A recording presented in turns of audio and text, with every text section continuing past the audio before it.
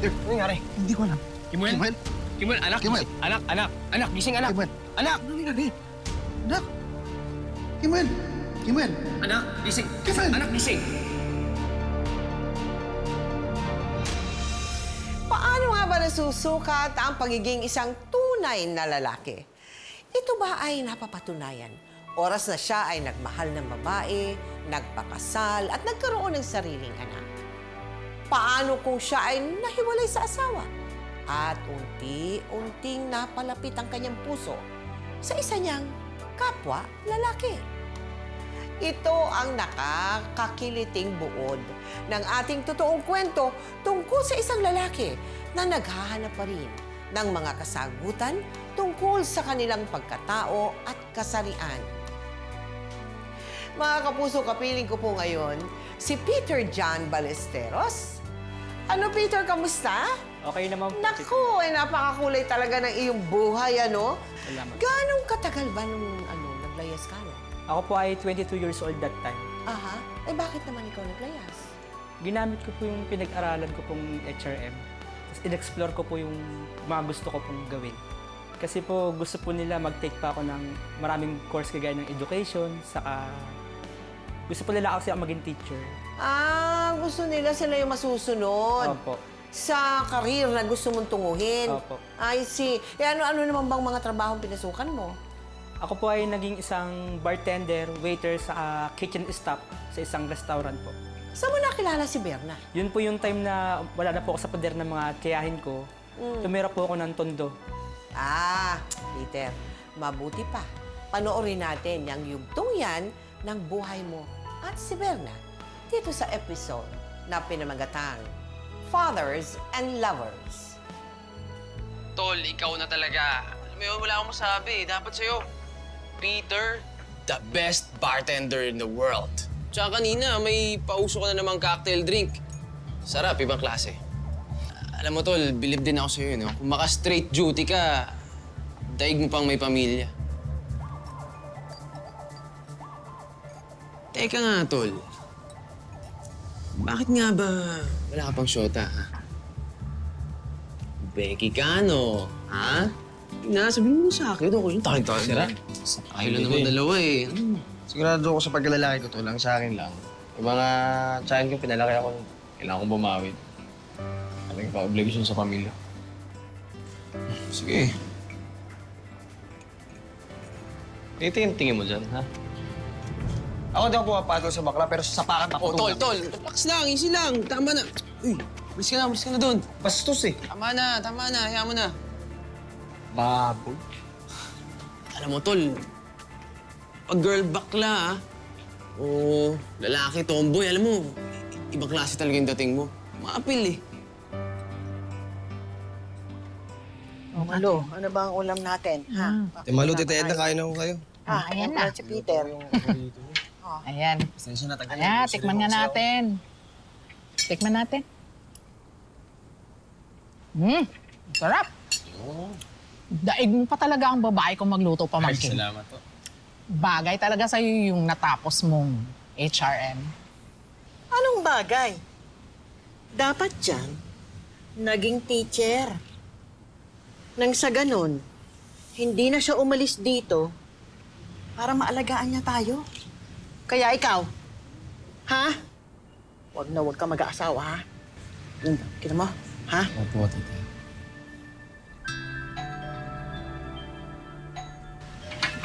Lalo. Tingnan mo Buksan nga. ko. Sino ba yan?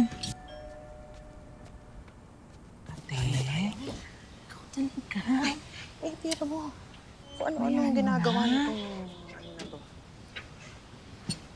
Bayaan mo na, te.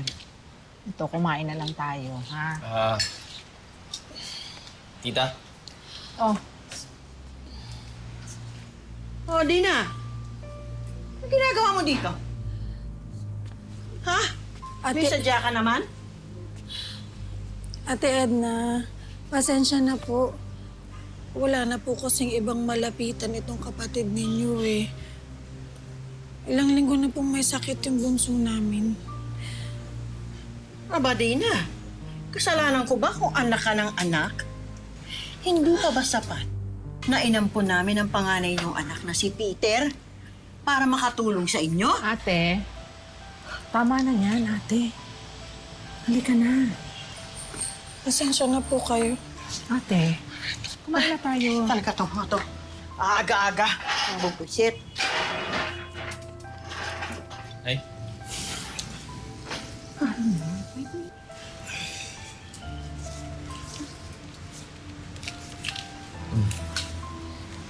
Sabihin niyo sa doktor sa bunso, ha? Anak, salamat ha. Pasensya ka na sa amin. Kahit di lumaki si Peter sa kanyang mga magulang, hindi siya nagkulang sa pagtulong sa mga ito. Sinunod naman niya ang bilin ng kanyang mga tiyahin na huwag muna mag-aasawa hanggang sa may nakilala siyang isang babae sa kanilang boarding house.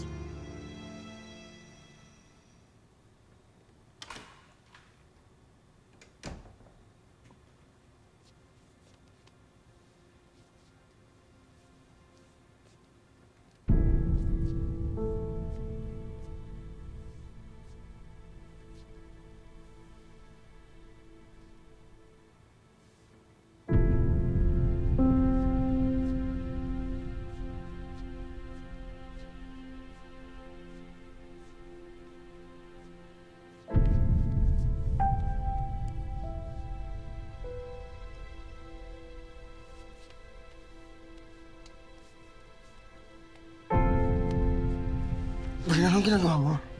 Okay lang yan. Pagbigyan mo na ako, trip-trip lang. Berna, lasing Berna, ano ba? Lasing ka? Ano itong matindi yung mga kasama ko dito, oh? Napusya naman, oh! Binabay ka ba? Paano yun lumalapit sa'yo? Tumatanggi ka pa?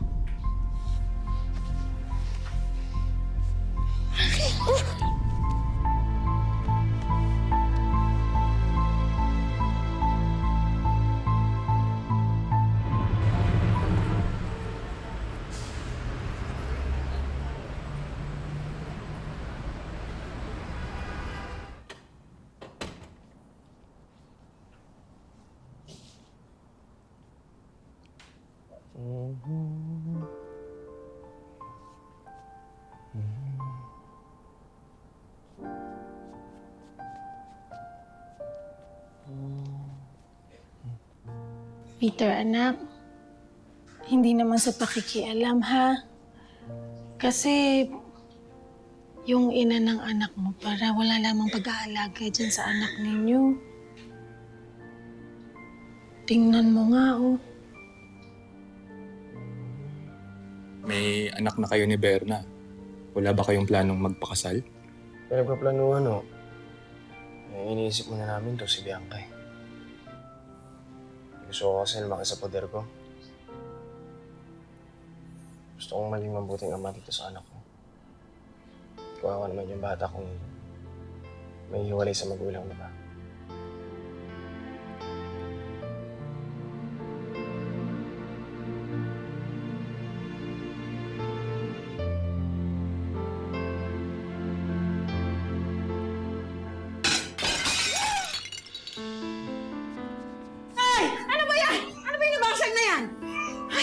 Ay, nako! Ikaw, sige, pulutin mo yung isa-isa yan. Ngayon din, sige, pulutin mo! Berna, sabi ko kasi ako na, di ba? Itong asawa mo, plato lang, hindi pa maayos ang paghawa. Lalo na may lalaglag pa niya yung bata. Akin na yan! Akin na yan! Ito sinabi ko sa inyo, di ba? Ako na. Pinatulog ko lang yung bata. Hindi naman marunong si Berna sa mga gawain bahay. Ah, ganon. Aba, kung ikaw ang gumagawa lahat ng gawaing pambabae, eh bakit di ka pa magpalda? Ate, Ano maklaseng babae yan nakuha mo? Kita mo nga, halos wala nang suot. Ate Edna, tama na. Ah, ganon talaga? Porque ganito lang magdamit? Bababa na klase ng babae? Ang kitik talaga ng utak mo eh! Ha? Kung hindi mo ako gusto, pues hindi rin kita trip. Ha? Hindi ka nga dyan! Ang bastos ng babae na yan! Kita mo yan, ang bastos ng babae na yan! Ha? Akin na yung bata na yan. Kami na magpapalaki niyan. Kami na. Tayo na malu. Tita, kahit magdildil ako ng asin, hindi mo makukuha tong anak ko sa akin. Hindi mo kaya yan, Peter. Tita, ayoko magaya sa akin yung anak ko. Wala kanila kaya magulang? Anak ko to. Gusto ko lalaki to sa poder ko. Gagawin ko lahat para sa anak ko. Hindi mo kaya yan, Peter. Malu, kunin natin. Dahil hindi makasundo ng kanyang pamilya si Berna, minabuti ni Peter na lumayo muna at magpasko sa piling ni Berna at ng kanilang anak. Ang buong akala niya'y natupad na ang matagal niyang pangarap na magkaroon ng isang buong pamilya. Ngunit pagsapit ng bagong taon, Berna, bibigyan ka may Berna? Bibigyan ka?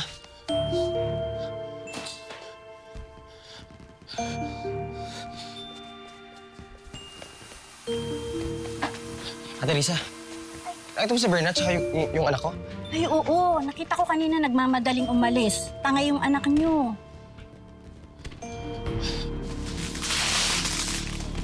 Bianca, Berna!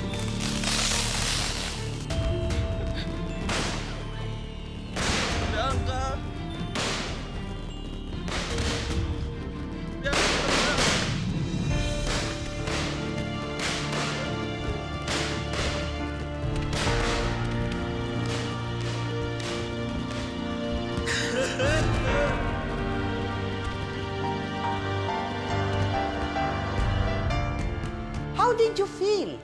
No, habang naghahanap ka, wala yung mag-ina mo. Sobrang depression po, ma'am. Parang gumuho yung mundo ko. Siyempre, na-depress ka, napaglibangan mo ang internet. Paano mo nakilala si Rocky doon? Sa Facebook po. Ewan ko, tol. Simula na nawala yung mag-ina ko, para ako nawala ng dahilan para magtrabaho. Saan ko na kaya nanap si Berna eh. Pati nga magulang niya, hindi alam kung nasan siya. Hindi kaya, tol, tinatago nila sa'yo mag-ina mo?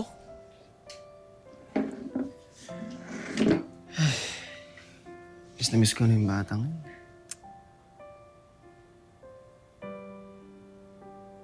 Alam mo, tol, nagbabaka sakali na nga ako dito sa internet na mag-post eh. Syempre, baka may maawa. Ituro sa akin kung nasan sila Berna.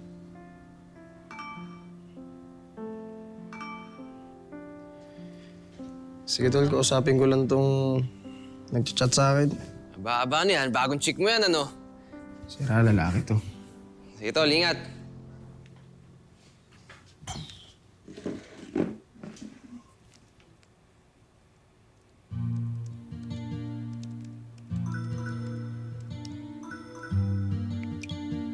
Binidyo call na kita ah.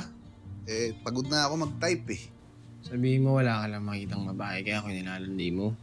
Actually, tama ka. Pwede naman kita pagtsagaan. Ano, landian tayo? Hindi ako bading, no? Nagagawa mo. Mula noon, dumalas ang pag-uusap ni na Peter at Rocky sa internet. Hanggang sa sila'y maging malapit na magkaibigan kahit sila ay hindi pa nagkikita ng personal. Dahil sa pakikisama at mga payo ni Rocky, pansamantalang nalimutan ni Peter ang kanyang pinagdadaanang problema. Hanggang sa... Daddy, uwi na tayo, Daddy. Pare, una kami ah. Gusto na umuwi na anak ko eh. May anak ka? Uy, patingin na anak ko, pre. Si Tito Peter, si Kimwell, say hi. Hello po, Tito Peter. Hello sa'yo, Kimuel. Ang cute mo naman. Mukha ka pang bibo. Naalala ko sa'yo, anak ko ah. May anak ka? Asan siya? Ano pre, sinama nung nanay niya nung iniwan ako. Yung nanay nga pala ni Kimuel, asan? Wala na rin eh. Hindi na namin kasama. Parehas pala tayo, no? Mga tatay na iniwan ng mga babae. Ano nangyari sa inyo, pre? Mapagkwentuhan eh.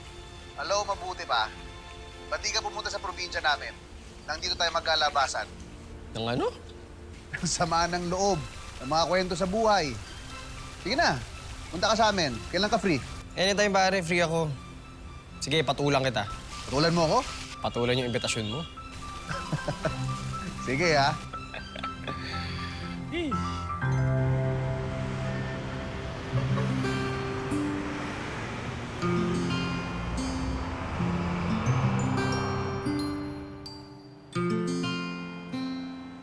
Dahil sa pagkasabik sa sariling anak, pumayag si Peter na pumunta sa probinsya ni na Rocky para na rin makilala ang anak nitong si Kimuel.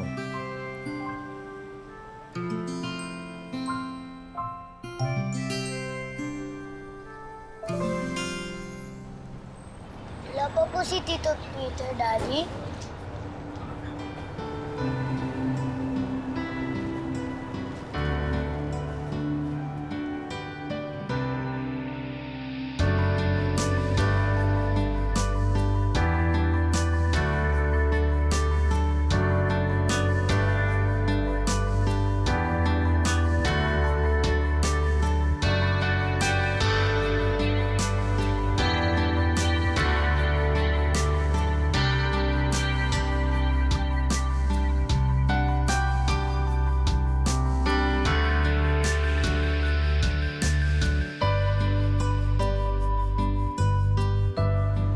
Tito Peter, Daddy, bakit ang tahimik niyo?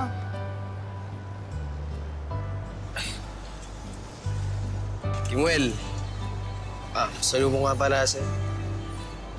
Mas good ka pala sa personal eh. Thank you. Siya ba? Siya.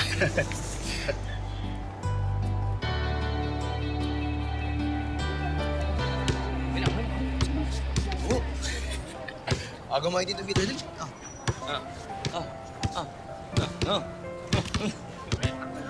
One, two, three, shoot! Yes! Hindi nga, aber. Tama na yan. Ah, Kimuel, huwag mo na pagurin yung Tito Peter mo. Pagod sa biyahe yan. Diyos ko, kahit mag-apat kami maglaro din ni Kimuel, hindi ako mapapagod. Maligsalita ako, nakakatawa. Astig. Siyempre. Astig yung bata, astig yung tatay. Astig ka pa ba? Iba naman sa edad mo na yan, lampa ka na. Lampa? Alam mo, medyo lamang lang ako ng konting edad sa'yo. Pero, mga ganito, kaya kitang lampasuhin. Ako mukhang nag-aamon ka, no? Ano naman tayo? Ano, game? Game. Gusto mo, ah?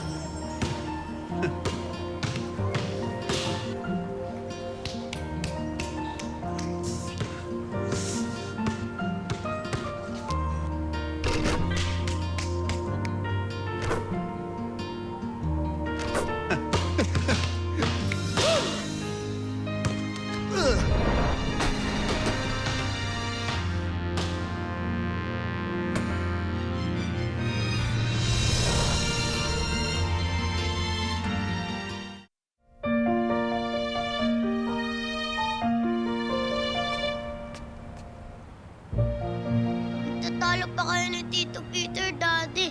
Parehas naman kayong lampa. Foul ka eh. Ako pa foul? Yung hininga mo nga, sobrang foul. Grabe. Hininga ko, ah. Gusto mo halikan kita dyan. Ano ka pinapay? Tiri ka.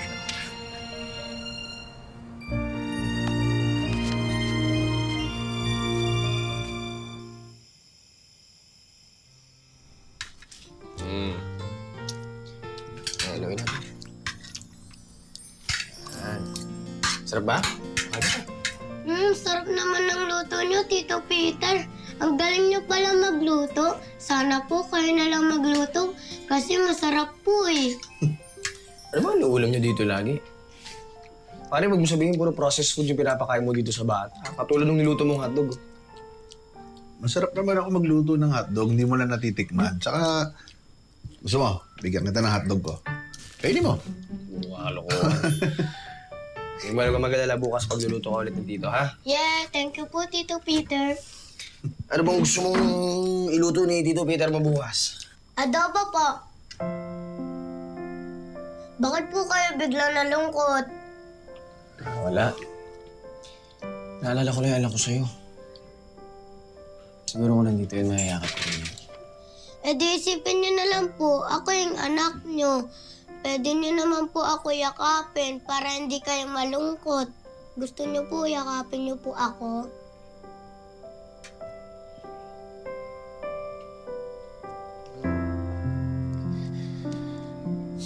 Sige, nakain ka na.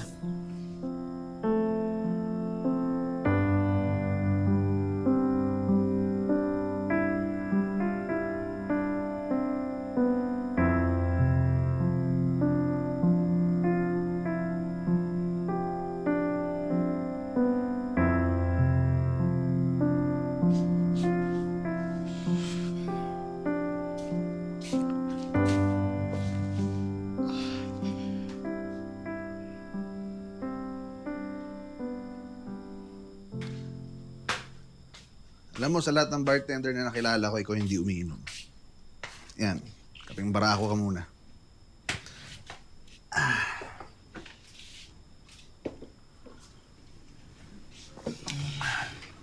Ito ba yung nanay ni Kimay? Swerte mo nga, nasa iyo anak mo eh. Alam mo, hindi ko alam kung anong mas masakit. Yung iwan ka ng asawa mo, o mahuli mo siya kasama yung kabit niya. Isipin mo parang nakakalalaki. Parang anong problema sa akin? Anong kulang sa akin?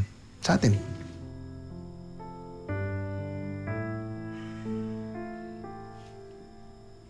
Wala namang perfectong tao, pare. Di ba nga kaya daw tayo nagkakaroon ng partner sa buhay? Eh kasi sila yung pupuno dun sa pagkukulang natin. Alam mo, isipin na lang natin di sila dinakda para sa atin. Malay mo, may darating pa palang iba. Hindi mo alam, nandyan na pala sila. Sa tabi-tabi lang natin. Cheers.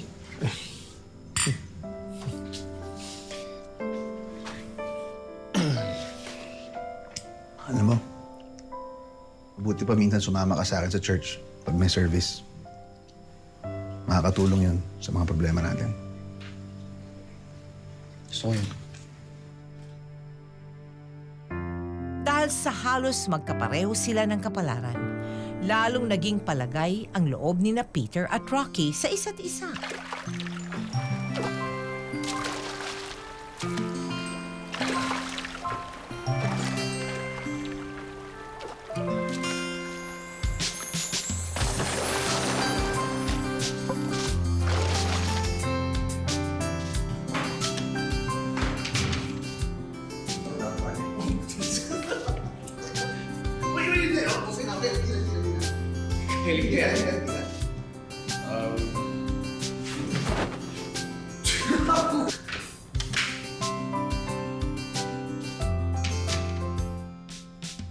Dahil walang trabaho noon si Peter at lalo lamang siyang malulungkot kapag siya ay nag-iisa, nakailang balik si Peter sa lugar ni na Rocky.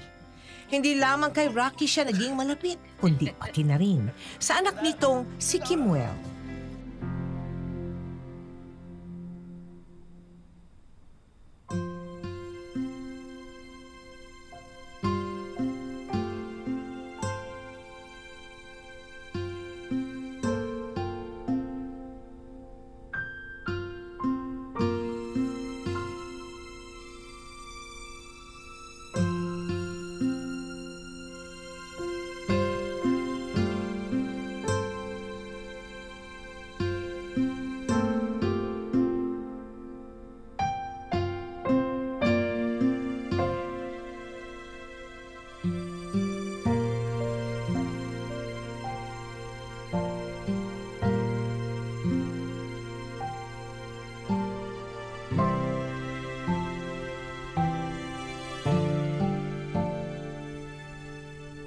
Hindi nila namamalayan na aabot sila sa puntong pagdududahan na nila ang nakagisnan nilang pagkatao. We base the choices we make from within, and the absence of morals and consciousness. Ngunit bagamat pagkakaibigan lamang ang turing ni na Peter at Rocky sa isa't isa noon, binigyan na pala ito ng malisya ng pamilya ni Rocky at ng ibang mga taong nakapaligid sa kanya, lalo na ang pamilya ni Rocky.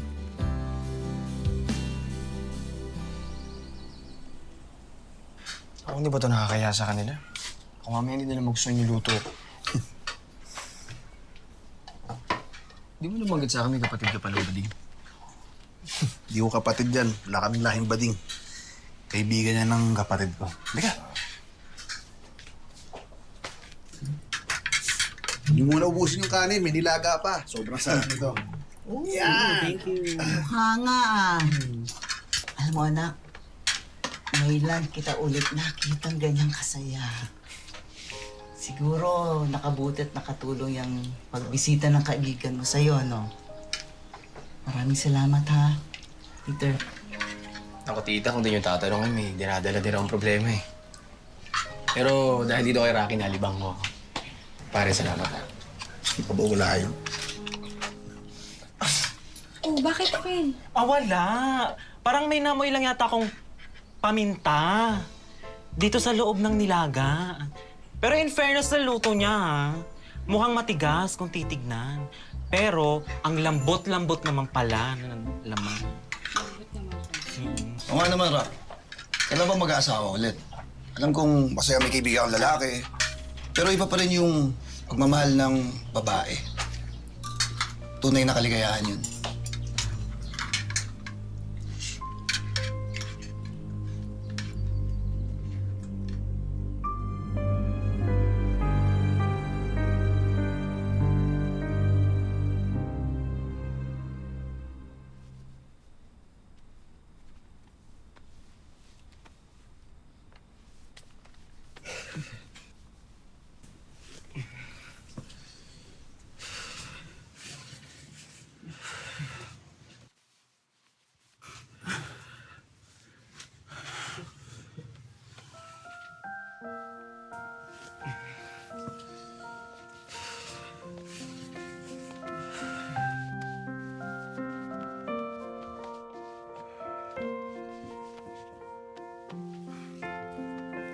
Pare. Peter. Halika, maggamot ka muna. Sakit ka eh. Init mo.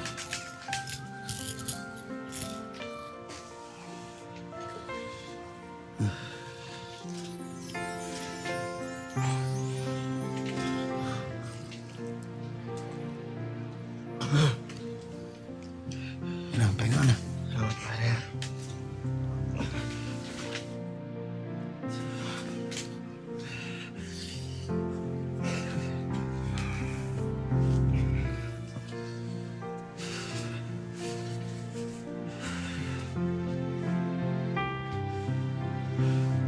Mabuti patabihan na kita para mas mainitan ka.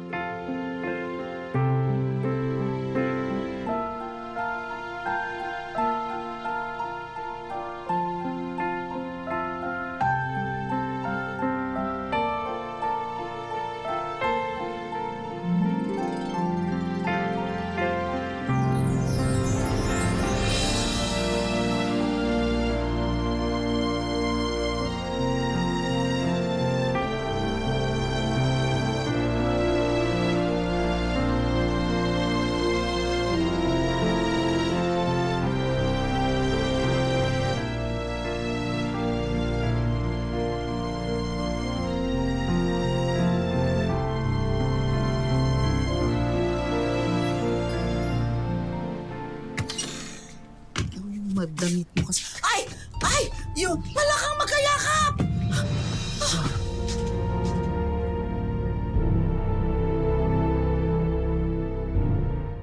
Bakit ka nakayakap sa akin? Kapit ka nga sa akin eh. Si Tito at si Daddy, ah, nagtatalo pa. Parehas naman silang magkayakap. Pasensya na. Naabala ko kayo. Ibababa ko na tong palaka. Este yung bata, ha? Halika na. Nanginginig ka kasi kagabi. Kaya, tinabihan muna kita. May sakit ka yata. Oo nga. Pero, okay naman ako yun. Siguro kailangan mo nang bumalik ng Manila, no? Ikaw,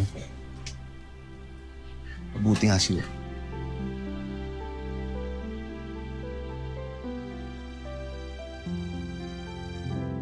Doon mo ba na-realize na mayroong kakaibang koneksyon? Parang ganon.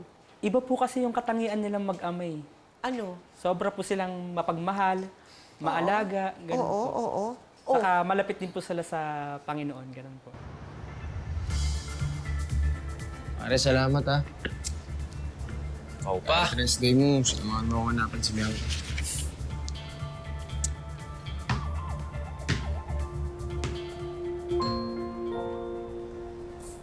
Tol, tutulala ka dyan. Hindi, wala. May inaalala lang. Alam mo, bago sa paningin ko yung ngiti mo, ha?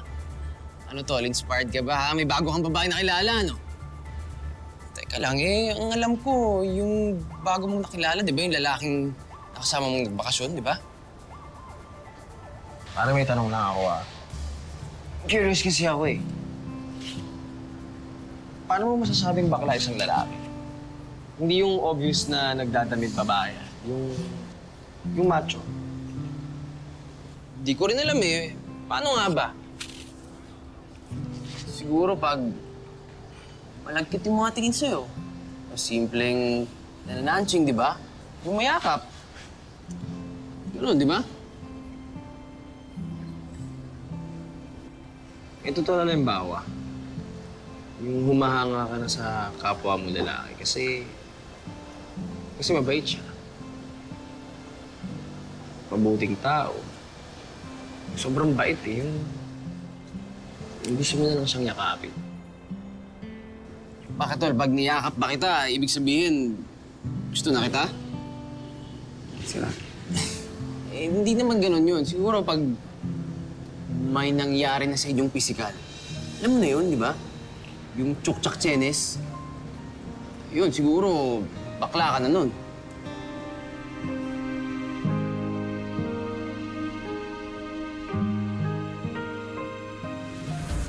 Tito Peter, pwede po ba huwag ka na bumalik na Maynila? Ang saya-saya ko po pag nandito kayo Ako rin naman masaya pagkasama kayo. Oo nga, pare. Hindi ka muna dumito sa amin. Di ba sabi mo sa amin background ka sa education? Alam mo may opening sa school. Kailangan ng mga in-house teachers na bago. Mga tutor. Gusto mo? Tito, please, pumayag ka na. Kung matatanggap ako bilang tutor, bakit hindi? Yay! Dalawa na yung daddy ko!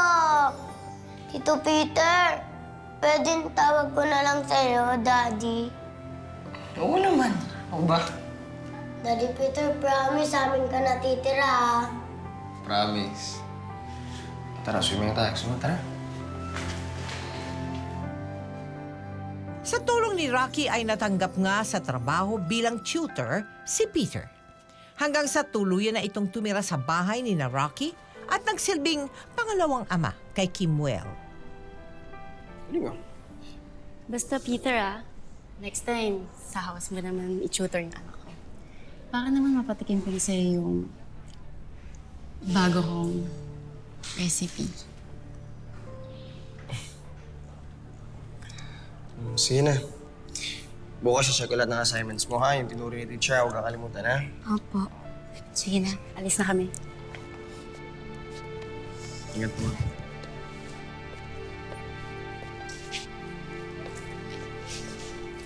Basta yung sinabi ko sa'yo,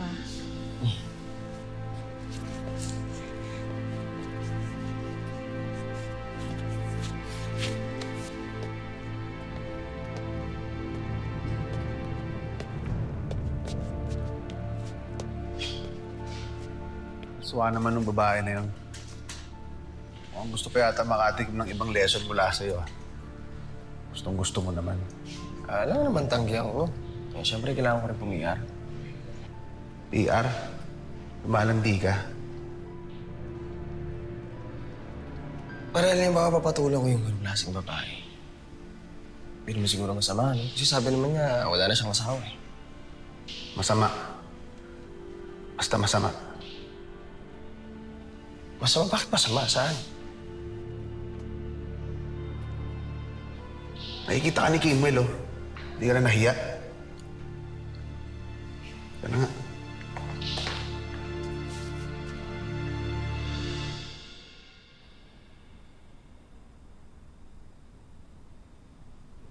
Pare.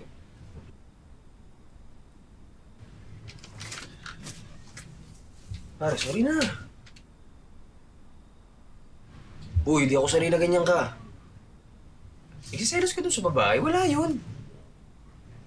Di pare. Kiliti ka pala dito, ha? Pare. Laksa. Ayoko, di mo pinatawad, di kita titigilan sa kiliti kasi ano Ano ba? Tama na. Sorry na. Sorry na. Sorry na. Tama na.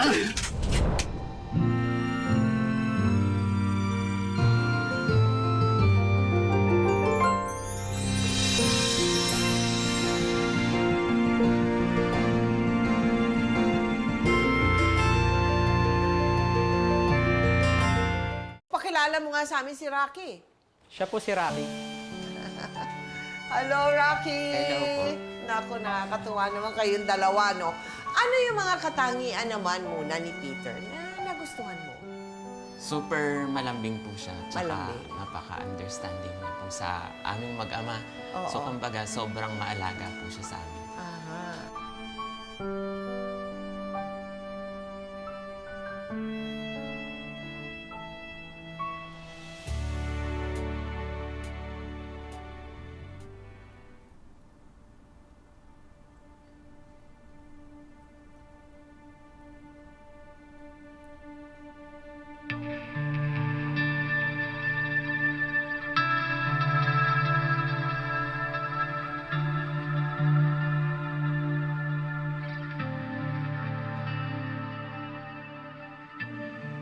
Bakit tol, pag niyakap ba kita, ibig sabihin, gusto na kita?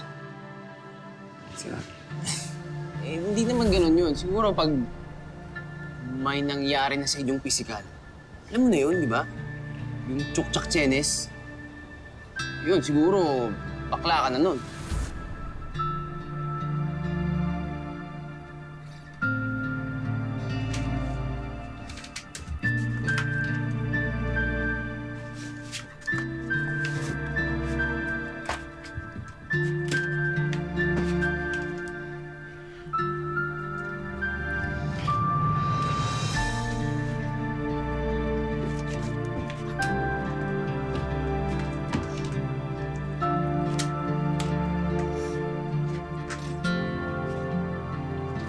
Ano bibihis?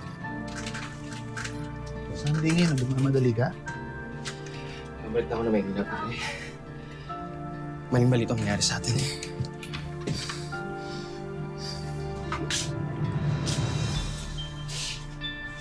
Daddy Peter, aalis ka? Nag-away na naman kayo ni Daddy Rocky? Anak, din nawala yung ubo mo, ha?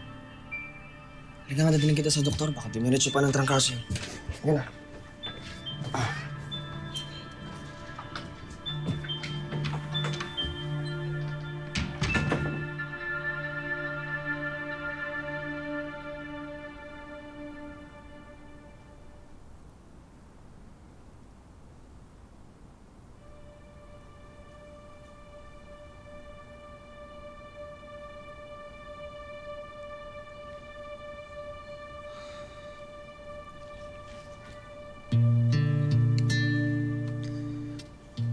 Panginoon, patawarin niyo po ako sa aking nagawa.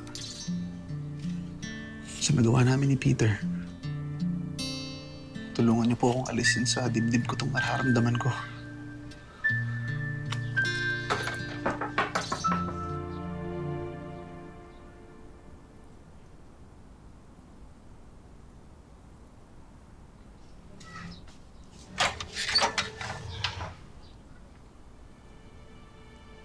Rosella,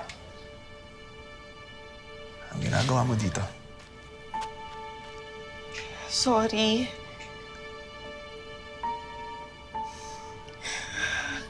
Pero, ikaw lang talaga yung malalapitan ko.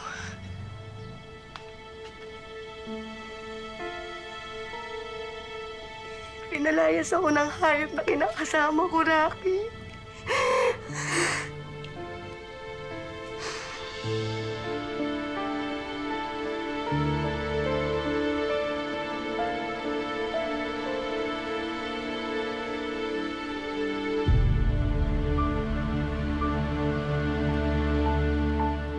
Walang nagawa si Rocky, kundi patuluyin si Rosella.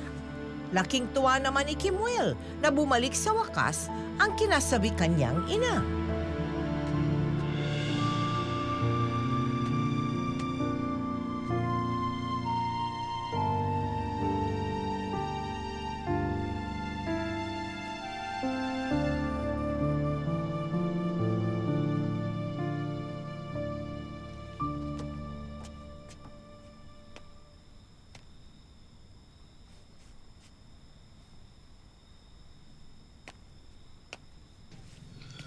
Wala nang rason para dumito pa ako.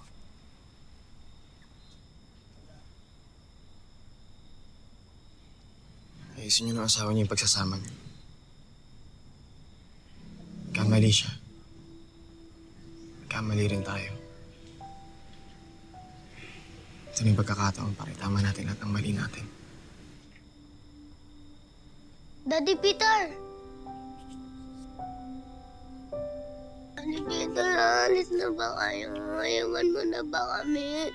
Huwag ka na umalis. Hindi na kasi kailangan dito si Tito Peter, anak. Diyan na yung totoo mong mami, oh. Mas masarap magluto yun kaysa sa akin. Mag-aalaga na sa inyo ng daddy mo. Pero gusto ko pa rin nandito kayo. Anak, gusto ko rin. Gusto ko rin. Kaso kasi may mga bagay na gusto natin gawin pero hindi yun yung tama. Minsan naman, yung ayaw natin gawin, yun yung dapat.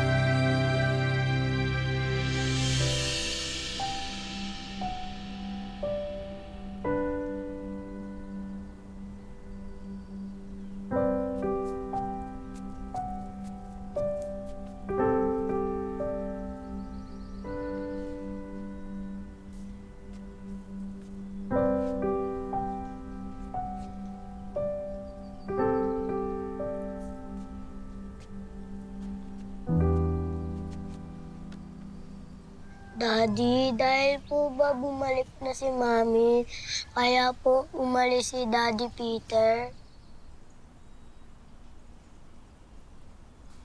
Malay ka talagang matalino, ha? Ikaw na rin sumasagot sa sarili mong tanong, eh.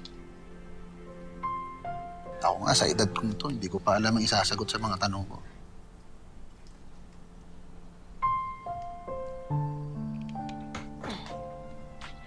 Rocky! Rocky! Tumawag na kasi si... Alam mo na, pinapabalik na kasi ako. Hindi ko matiis eh. So, iwan mo na naman kami. Sana hindi ka na bumalik. Umasa pa yung bata. Mami, bakit mo ako lagi iniiwan? Buti pa si Tito Peter, mahal na mahal niya kami ni Daddy. Rocky, patawarin mo na ako. Alam kong naging bad akong asawa at ina sa inyo, kaya hindi talaga ako karapat-dapat. Pero ang iniisip ko lang naman yung kaligayahan mo. Ramdam ko naman na hindi na ako makakapagbigay ng ligaya sa'yo. Kaya we deserve to be happy and gay, di ba? Salamat, Rocky. Una na ako. Anak, dadalawin ka na lang ni Mami, ha? Una na ako, ha? Salamat.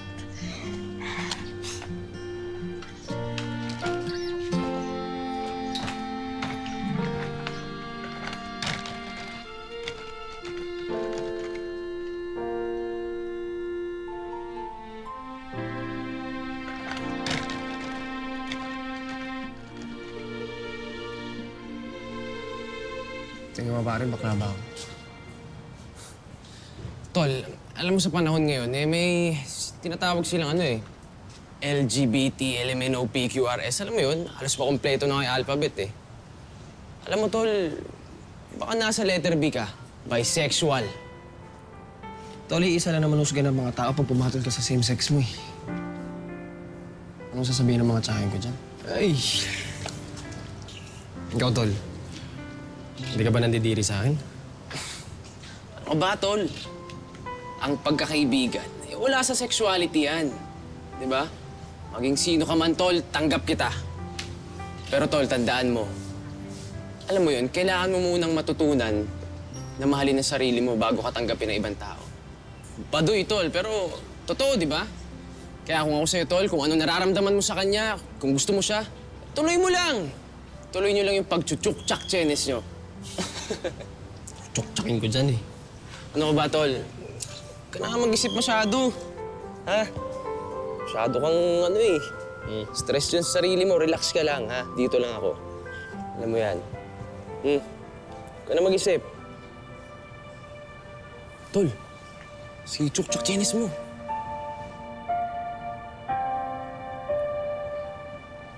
Rocky! Rocky! Ano ba pautot to? Pupunta ka dito tapos haalis ka agad? Mawawala ka na lang? Buti nga sana kung ganun lang kadali yun Parang yung asawa ko. Umalis. Bumalik tapos umalis ulit. Kaya na simula nung makilala kita, hindi ka maalis sa isip ko Lagi ka lang nandito sa puso ko. Nabakla na yata ako mahal na kita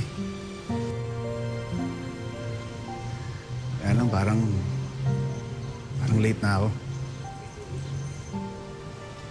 Iba ka na Isang maling bintang mo pa sa akin, sasapakin na kita. Ibigan ko lang yun si Jason. Masyado ka naman seloso.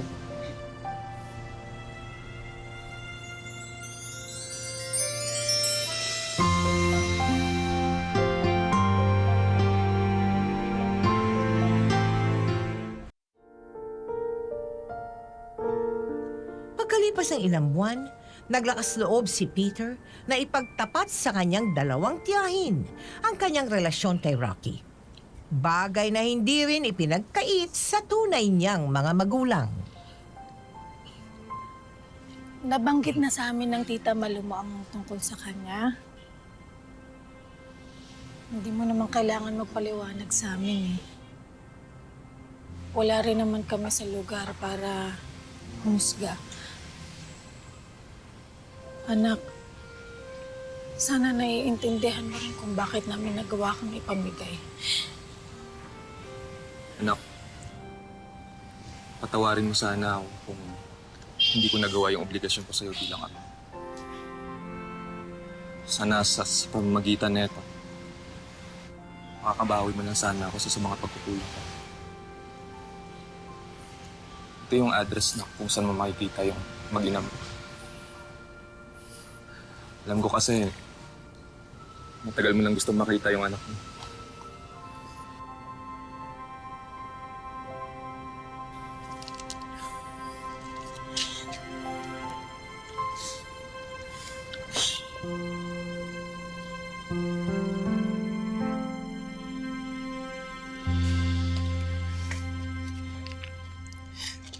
Berna, si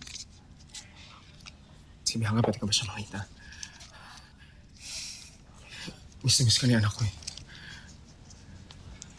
Alam mo, pumayag lang akong makaibon mo ang bata, pero saglit lang At pwede ba mangako ka na huwag mo sasabihin ko ang tatay niya? Ay, kasi mahasil pa nga, Peter. Tahimik na yung buhay namin dito. Asawa ko.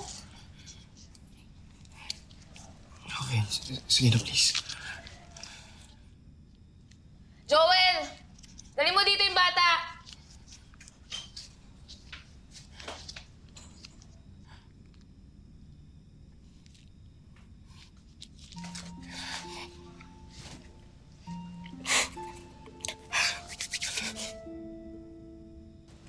Pwede ba siyang yakapin?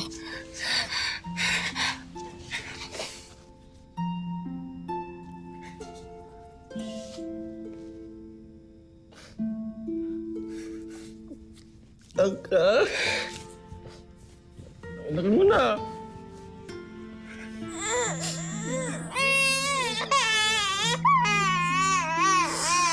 Hindi. Hindi na. Huwag mo kakalimutan tumukan to, ha?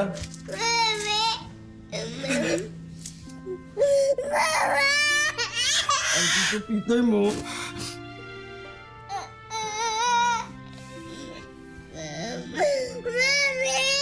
Sige na, tama na yan. Konting oras, Napagbigyan sige na na, kita, konting Peter. segundo na lang. Batsi ka na.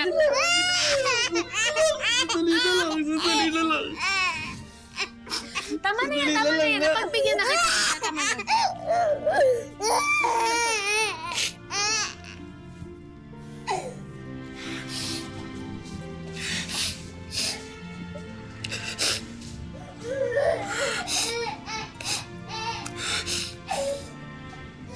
Salamat.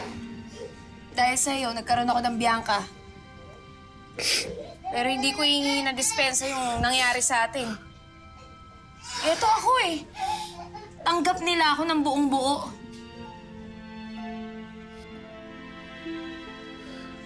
Pero sana, mahanap mo din yung lugar mo.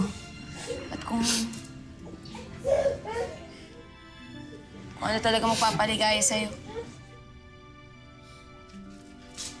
Meron na nakikiusap ako sa'yo.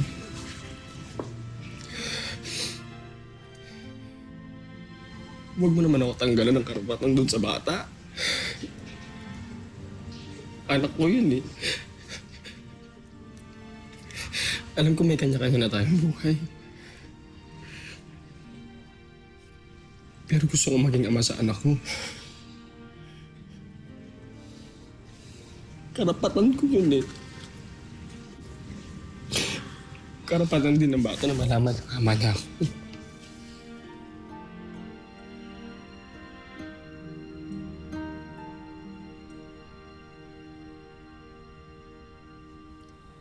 Alam mo yung gusto ko lang, yung maging ama man lang ako sa sarili kong anak. Daddy Peter, nandito naman po ako eh. Pwede niyo ako maging anak.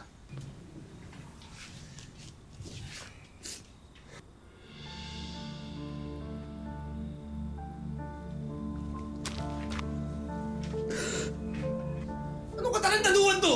Tika nga dito! Kuya, Ay, ikaw! Kuya. Tama pala lahat ng mga bulong-bulungan, ha? Ang bababoy niyo, ha? Fred. Sana ba niya anak mo, Rocky? Fred! Hayaan mo na yung kapatid mo. Malaki na siya. Alam niya ang pinapasok niya. Nay! Anong pinapasok? Ka-abnormalan? Ha? Ano? Walang bakla sa pamilya natin. Hoy, ikaw! Umalis ka nga dito! Salod ka sa buhay ng pamilya namin. Kuya, Alis! Hindi aalis si Peter. Kuya, nagmamahal lang kami. Ano? Ano pinagsasabi mo? Rocky! Isa kang teacher sa Christian school. Tapos ang ginagawa mo, immoral! Pasok mo to sa kote mo, ha? Hindi kita titigilan hanggang hindi mo tanggalin tong sakit mo sa utak. Hindi sakit ang pagiging bakla. At lalo hindi sakit ang magmahal. Dahil kung sakit ang pagmamahal, edi sana lahat ng tao na nasa ospital naghihingalo. Dahil kumalat na nga ang balita tungkol sa kakaiba nilang relasyon, ay natanggal sa pagtuturo si Rocky. Pero hindi pa rin sumuko sina Peter at Rocky. Nakahanap sila ng ibang pagkakakitaan. Sa kabila ng panghusga ng iba, ay itinuloy pa rin nila ang kanilang relasyon.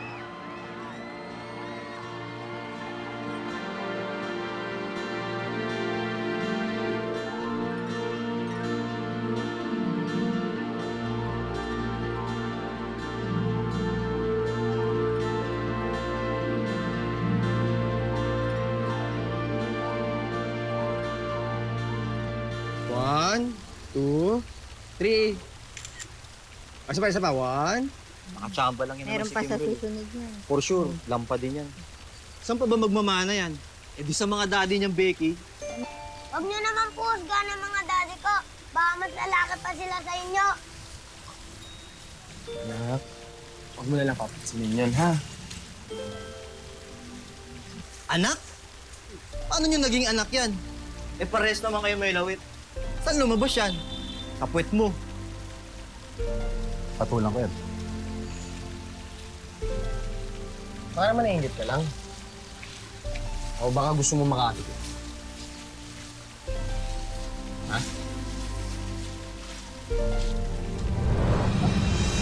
Ha? Peter, ano nangyari? Hindi ko alam. Kimuel? Kimuel, anak! Kimuel! Anak! Gising, anak! Kimuel! Anak! Ano nangyari? Anak! Kimuel! Kimuel! Anak! Gising! Kimuel! Anak, gising! Anong pinakamalaking problemang dinanas ninyo? Ito yung pinagdadaanan namin ngayon. Opo. Siyempre, nung ma-hospital po yung anak namin, magkaroon po ng matinding karamdaman. Anong karamdaman ba ng Ito po yung tinatawag na Chronic kidney disease, stage 5 po. Stage 5. Opo.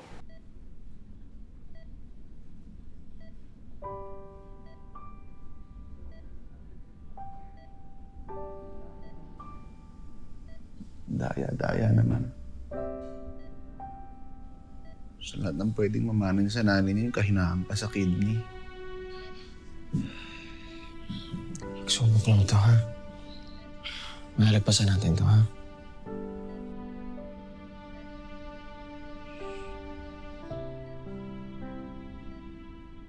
Daddy, nasan po kayo?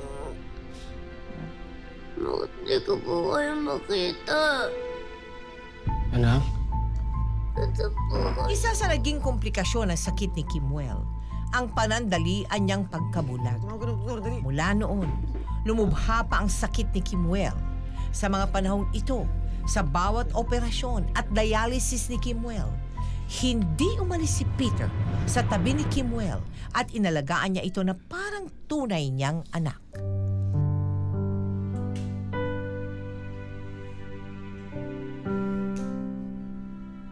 Sige.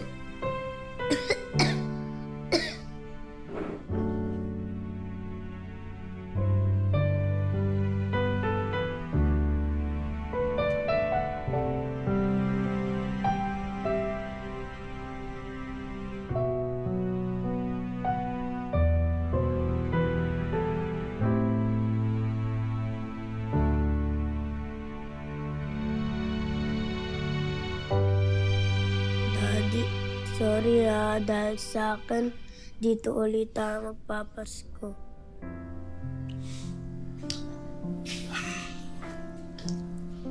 Ano ka ba, anak? Okay lang yun.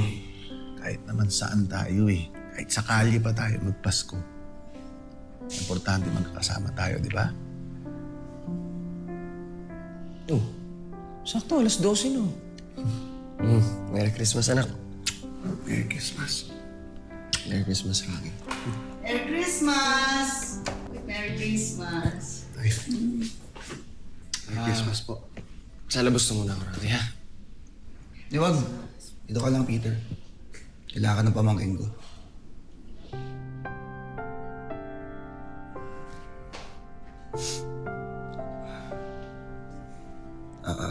Kamali ko kasi ng dalawa. Mas malala pa yata yung sakit ko kaysa kay Kimbul eh. Sa akin, sa isip. Dahil, hinusgawan ko kayo agad eh. Lalo na ikaw, Peter. Nung nakita kong minahal mo si Kimwell na kahit di mo siya kaano-ano, naisip ko na wala sa dugo ang pagmamahal. Wala sa kasarian. Kaya kahit na wala ng nanay ang pamangking ko, dalaw naman ng tatay niya. Merry Christmas. Merry Christmas. Bro.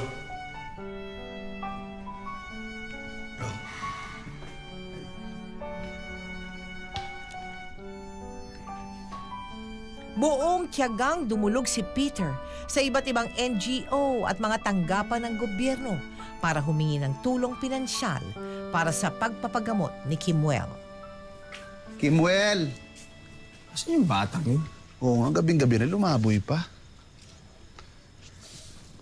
Kimuel! Kimuel?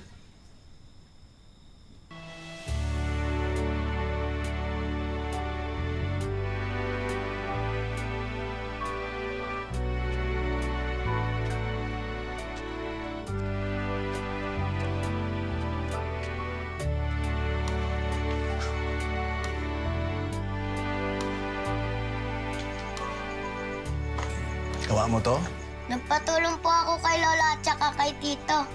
Gusto ko po mag-thank you kasi po, lagi niyo po ako inaalagaan. Anak, hindi mo kailangan magpasalamat. Alam mo yung makita ka lang namin ng Daddy Peter mo na gumagaling, tapos lumalaban dyan sa sakit mo. Sapat ng pasasalamat yun. Ako nga dapat magpasalamat sa'yo, anak eh. Sa'yo rin, Rocky. Kasi mas nakilala ko yung totoong pagkatao ko. Kaya hindi lang ni Daddy Rocky mo yung bumubuo ng buhay ko. Mahal na mahal ko kayong dalawa.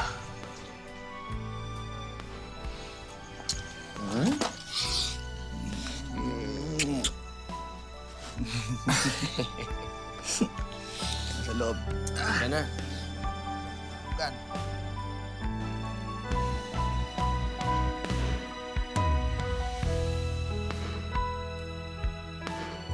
Napakaganda naman talaga ng kwento ng buhay ninyo, Peter at Rocky, ha? Maraming salamat sa inyo. Maraming salamat din po, Tita Mel. You are welcome. Lalo na po sa pagbibigay niyo ng malasakit sa aming anak na si Kimuel. Maraming salamat. Ay, kasama ko dyan sa pag-aalaga kay Kimuel. Maraming salamat.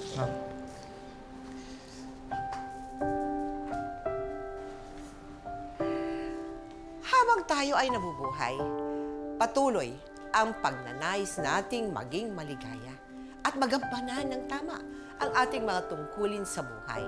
Yan man ay bilang isang anak, asawa o magulang.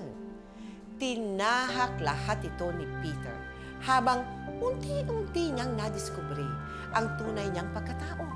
At nang makilala niya ng husto ang kanyang sarili, hindi man kumpleto ang kanyang totoong pamilya. Kanya namang natagpuan ang tunay na kaligayahan.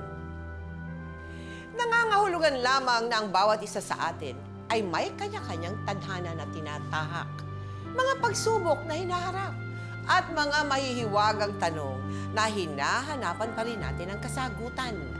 Ang mahalaga, tayo'y maligaya at patuloy tayong nagpapaligaya na malinis ang ating konsyensya at may gabay tayo ng Panginoong Diyos. Ako po si Mel Tiangco. At ito ang natatanging programang naghahatid sa inyo ng pawang mga totoong kwento lamang. Ngayon, bukas, at magpakailanman. Mga istorya na naipon ay handa ng pakinggan. Sumandal sa aking balikat, alisin mo muna yang mga bigat ng iyong dibdib. Dahan-dahan mong isigaw, ika'y ligtas sa aking tabi, pagkat lakas ko